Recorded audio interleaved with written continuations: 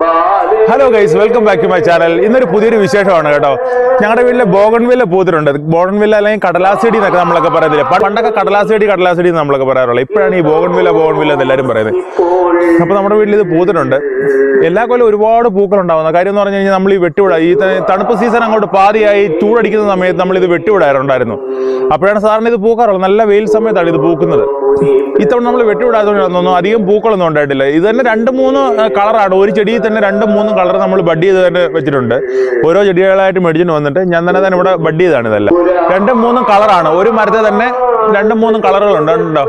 ഇപ്പൊ എല്ലായിടത്തും എങ്ങോട്ട് പോയെന്ന് പറഞ്ഞാൽ റോഡിന് നമ്മളൊക്കെ യാത്ര ചെയ്യുന്ന സമയത്ത് ഈ റോഡിന്റെ സൈഡിലെല്ലാം വീടുകളിലെല്ലാം ഇങ്ങനെ കൈവരികളിലൊക്കെ ചെറിയ ചെറിയ ചട്ടികളിലൊക്കെ ചെറിയ കുഞ്ഞു ചെടികളിലെല്ലാം ഒരുപാട് പൂക്കൾ നിൽക്കുന്നതാണ്. ബോഗൺവില്ല ഇങ്ങനെ പൂത്ത് ഒരുപാട് നിൽക്കുന്ന കാണാം. ഇപ്പൊ നമ്മുടെ വീട്ടിൽ ചെറിയ ചെടിയല്ല, ഒരുപാട് വർഷം പഴക്കമുള്ള വലിയ ചെടിയാണുള്ളത്. എല്ലാ കൊല്ലം ഒരുപാട് പൂക്കുന്നതാണ് ഈ സാധനം. ഇത്തവണ അധികം പൂത്തിട്ടില്ല. ഇത് ഇതുണ്ടാവും. ഇതൊരു ചെറുതാണ്. ഇതിന്റെ ഏറ്റവും വലിയൊരു ചെടി അപ്പുറത്ത് വെപ്പുണ്ട്.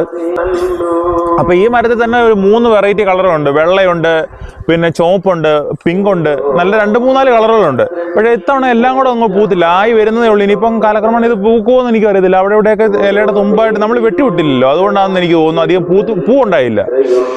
അപ്പൊ നമ്മുടെ വീട്ടിലെ ബോഗൺവില്ല എങ്ങനെയുണ്ടെന്ന് പറയണം കേട്ടോ. അപ്പൊ നമ്മുടെ വീഡിയോ കാണാത്തവർ വീഡിയോ കാണുക, ചാനൽ സബ്സ്ക്രൈബ് ചെയ്യുക. ഓക്കെ, ടാറ്റാ.